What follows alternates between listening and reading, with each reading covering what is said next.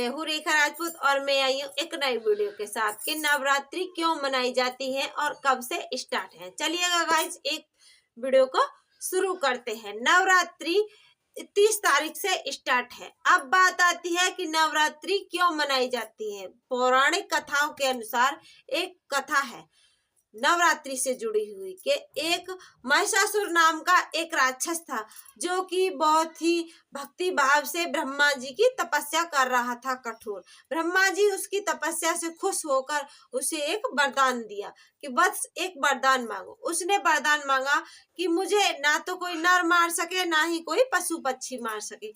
भगवान जी ने कह दिया तथास्तु। उसने वरदान का बहुत ही गलत फायदा उठाया क्योंकि वो देवताओं पर ही आक्रमण करने लगा।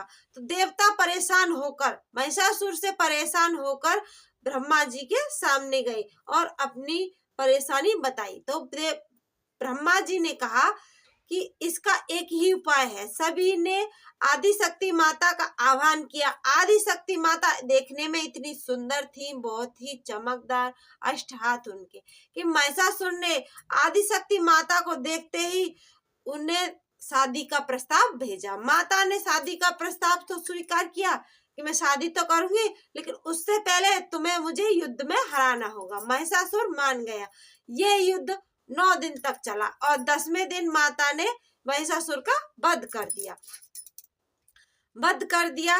तो इसके उपलक्ष्य में भी नवरात्रि मनाई जाती। अब दूसरी कथा है इसी से जुड़ी हुई, नवरात्रि से जुड़ी हुई, कि राम जी भगवान जब वन को लिए गए थे तो रावण सीता मैया का हरण करके ले गया। तो राम जी भगवान जी ने 9 दिन तक माता आदिशक्ति का आह्वान किया था। उन्होंने विजयी भव का वरदान उनसे प्राप्त किया।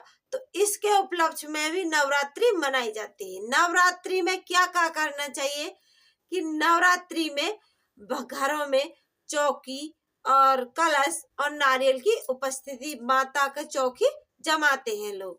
कपूर, लौंग, इलायची, बतासे, मिष्टान, साफ शुद्ध बर्तन और सभी से पूजा मन वांछित फल पाते हैं।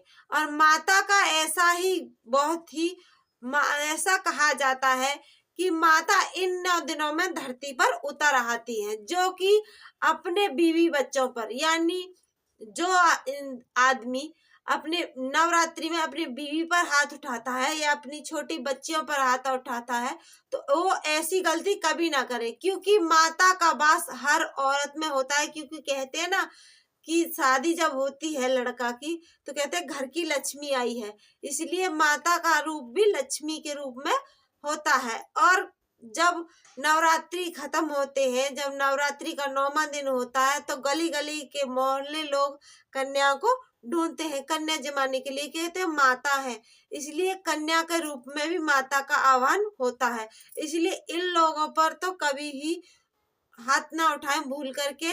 इसलिए माता की जो बहुत ही अच्छी असीम कृपा होगी सभी पर। मेरे द्वारा यही जानकारी। बाय बाय, धन्यवाद। गलती हुई हो तो अपनी छोटी बहन समझ करके माफ करें।